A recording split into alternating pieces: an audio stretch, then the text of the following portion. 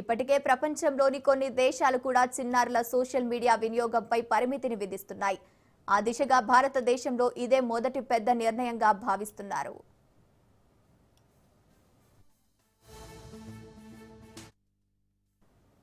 మొత్తానికి డిజిటల్ యుగంలో పిల్లల భవిష్యత్తు, మానసిక ఆరోగ్యానికి కాపాడేందుకు తీసుకున్న ఈ నిర్ణయం దేశవ్యాప్తంగా చర్చనీయాంశంగా మారింది.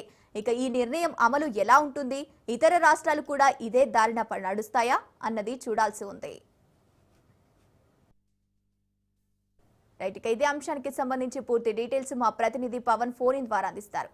పవన్, కర్ణాటక ప్రభుత్వం కీలక నిర్ణయం కూడా తీసుకుంది. 16 ఏళ్ల లోపు పిల్లలకు సోషల్ మీడియా వాడకంపై నిషేధం కూడా ప్రకటించింది. అయితే అసెంబ్లీ సమావేశాల్లో కర్ణాటక సీఎం సిద్దిరామయ్య కూడా ఈ యొక్క ప్రకటన కూడా విడుదల చేశారు. మొత్తానికి చూస్తే మొబైల్ వినియోగంతో కలిగే దుష్ప్రభావాలను పూర్తిగా సిద్దిరామయ్య ప్రస్తావించారు. ఎందుకంటే పిల్లలపై మొబైల్ ప్రభావం పడుతుంది. ఎందుకంటే సోషల్ మీడియాలో పూర్తిగా అడిక్ట్ అవుతున్న పరిస్థితి కూడా చూస్తున్నాము. అంతేకాకుండా దీన్ని నివారిస్తే పూర్తిగా వారి భవిష్యత్తు బాగుంటుంది అనేది మాత్రం ప్రధానంగా దీనికి సంబంధించి సిద్ధరామయ్య కూడా చెప్తున్న పరిస్థితి కూడా కనిపిస్తుంది.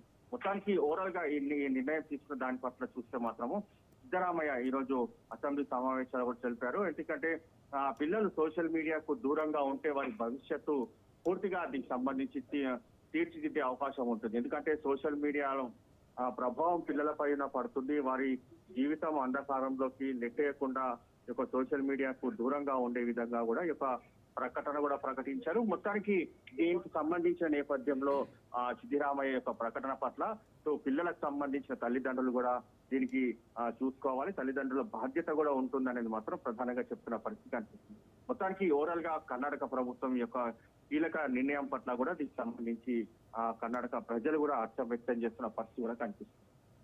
Right, thank you Pawan.